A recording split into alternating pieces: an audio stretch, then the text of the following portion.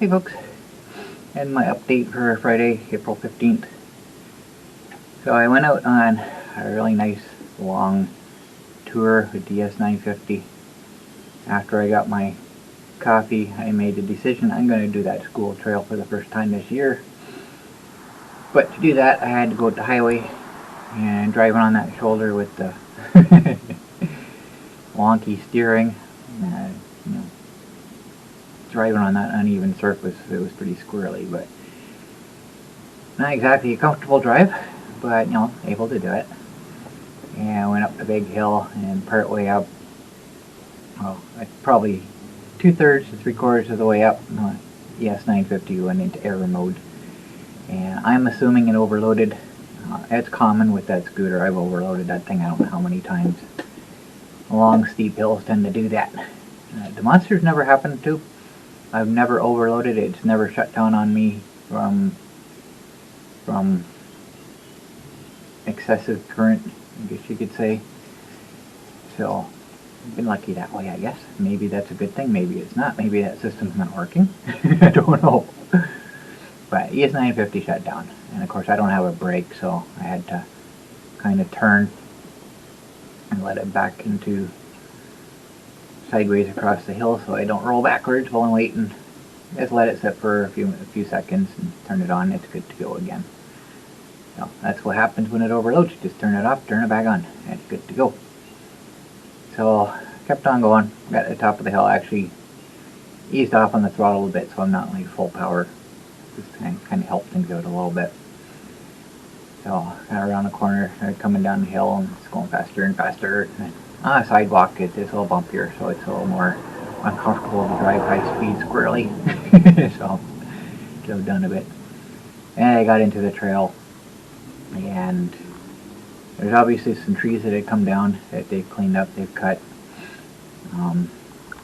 so the trail's not blocked. And there's little twigs and small branches and everything all over the place. And it's not a nice drive, like the Monster is going down there. I can hit all those and it doesn't faze me. But this scooter, with the smaller wheels, it feels every one of them. But I got through the trail, no problem. And I got back to the streets, and heading down the hill, and ES950 is going faster and faster and faster. I like the speed. It's nice. This scooter, if I'm going downhill, will actually go faster than the Monster because, like I said, there's no upper limit anymore. For whatever reason, the controller has lost that particular setting. So as long as gravity is pulling me, it'll just keep going faster. Like it's nice, but like I said, with the wonky steering, it's not safe. So I have to ease off on the throttle a little bit, just to slow it down just a little bit. So that was kind of nice. So I got down to the dam, and instead of stopping where I've normally been stopping, because I can, I went to the other side of the river, crossed over the bridge, and sat over there for a little bit, took my break on the opposite side of the dam. And that was nice, that was enjoyable. That's the first time I've been over there this year. So I left there, I went up around West Cass, came across the trail bridge, and then went down over to the park trail, come up through the park for the first time this year, and I went up to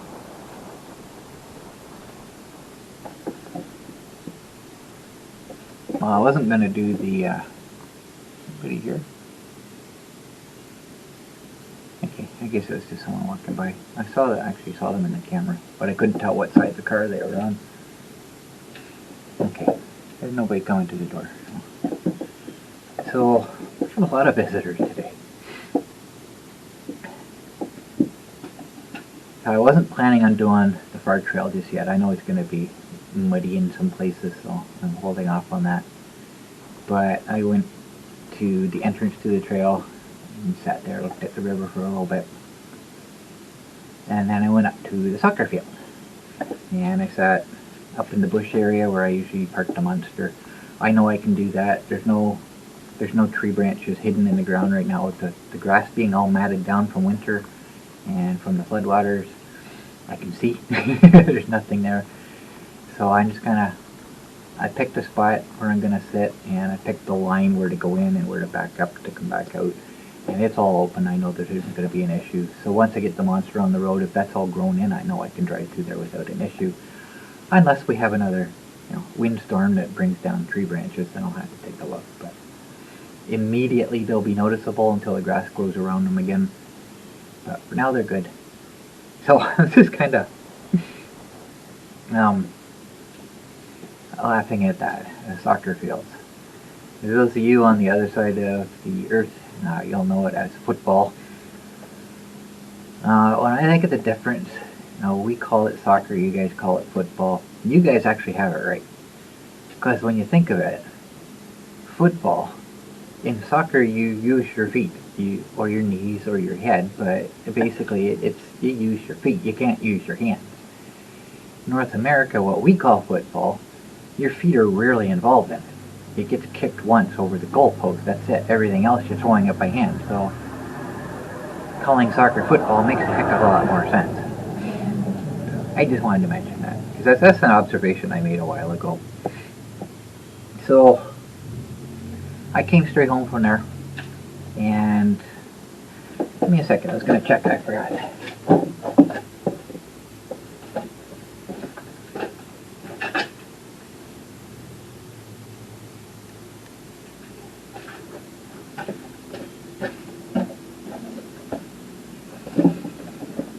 Yeah, I thought so. I just wanted to check to make sure.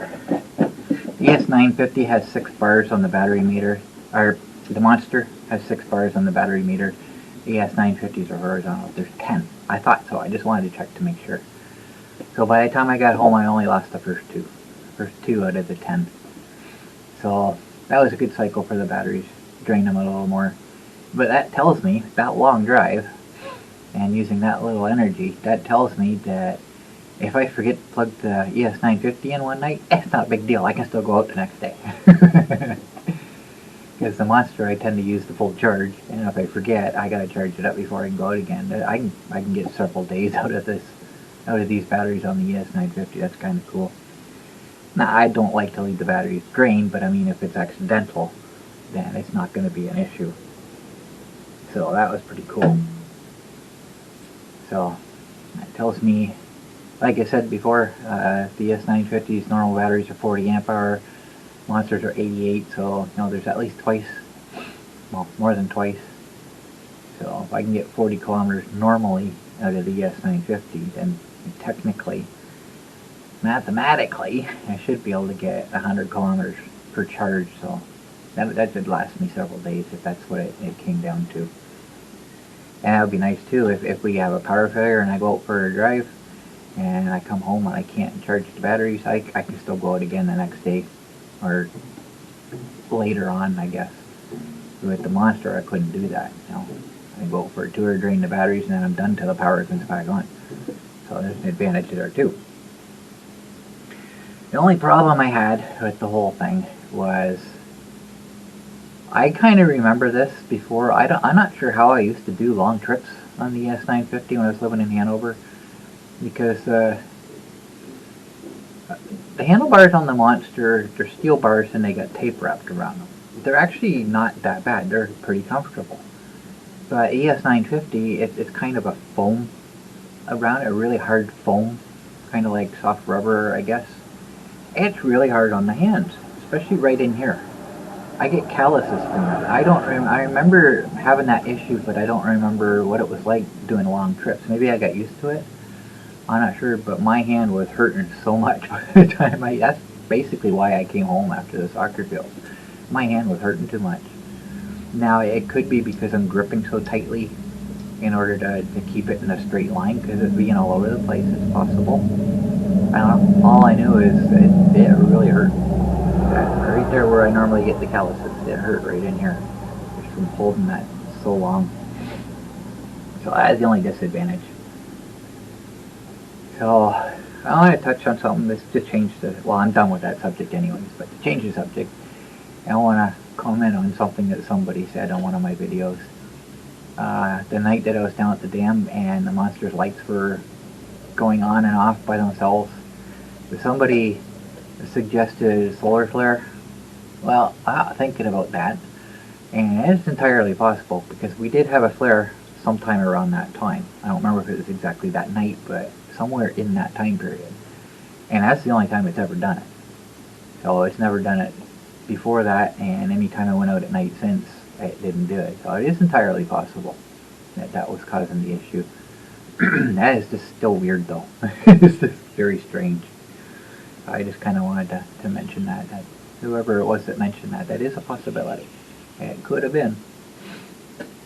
So I'm working in the garage today. I come out to get as much done as I can. I don't feel like doing much right now. But I missed yesterday. Yesterday was, I think it reached 15 degrees yesterday. Yeah, I went out in the morning. I had to go out for Zach, and I just got too busy with the computer after that, and I didn't feel like coming out. So I looked at the temperature. It was supposed to be nice. I knew all week, Monday to Friday, it's supposed to be double digits. But when I woke up, it was like 2 degrees out, and I'm thinking, well, that's not good, right? So that kind of killed my desire to come out. But I had to go out for Zach. He asked me to, but I had to. I had to go get something for him. I might explain that in a later video. But after I got home, it warmed up. It was definitely not 2 degrees when I went out. It was definitely warmer than that. But I just didn't feel like coming back out. And I watched the temperature. By 4 o'clock, it was 15 degrees out. So I missed a good working day yesterday, but not today. So I'm starting with 12 degrees today. That's what it was when I took the temperature. And it's higher than that now. That was a couple hours ago, I think.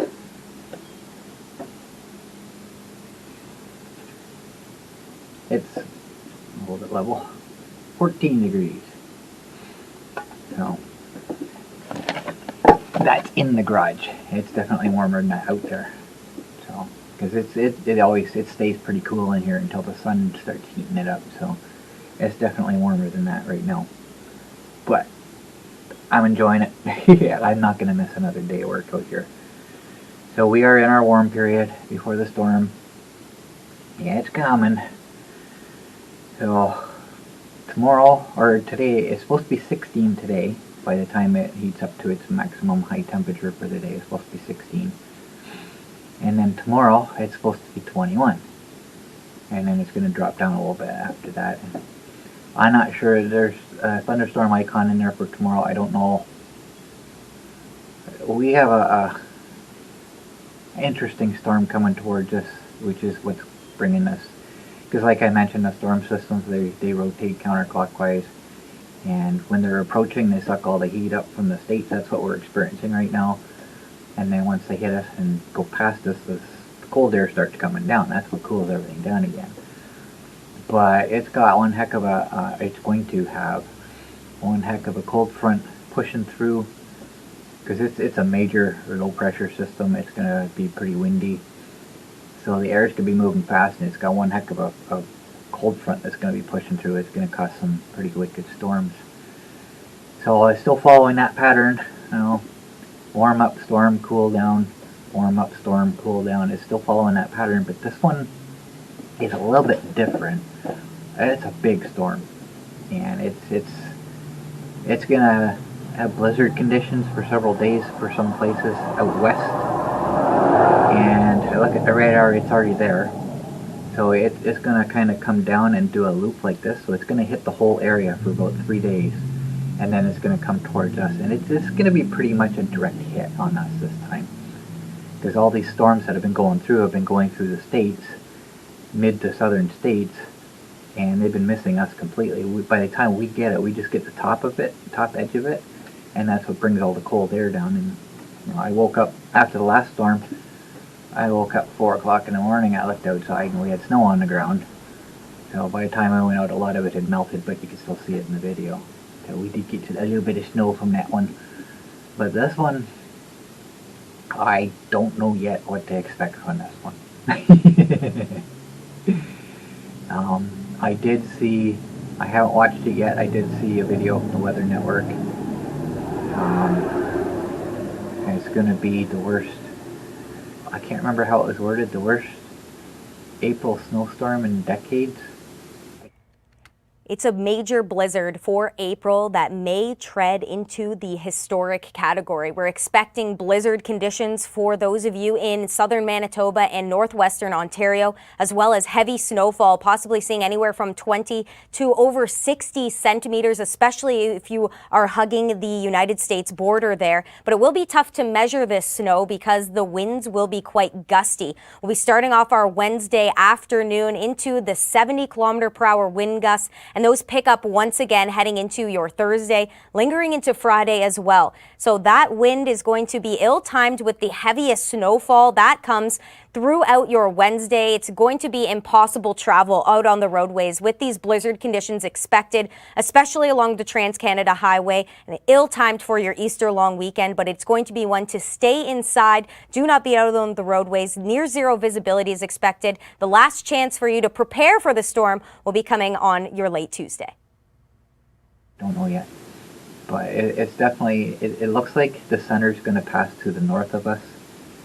So we'll be getting a lot of the cold air coming down and wrapping around, and we might even get snow squalls because it'll be coming from that direction, northwest. Like just generally, west or northwest is generally the wind direction that brings us the snow squall. So we'll have to see what happens, but it's still too far away to really know for sure. Nobody knows exactly for sure.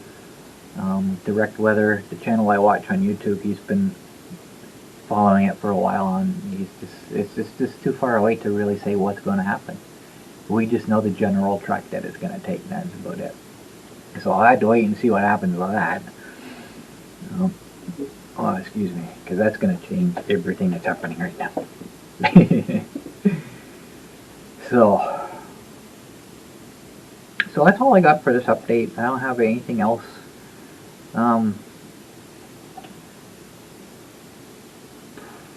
I'm probably not going to be going anywhere for the next little while. I'll just be working in the garage here, so my next update will just be what I'm doing out here.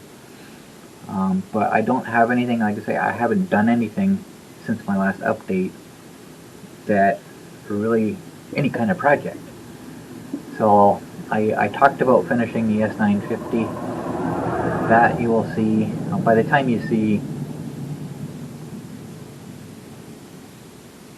by the time you see this video, then you'll already see that'll be up yesterday.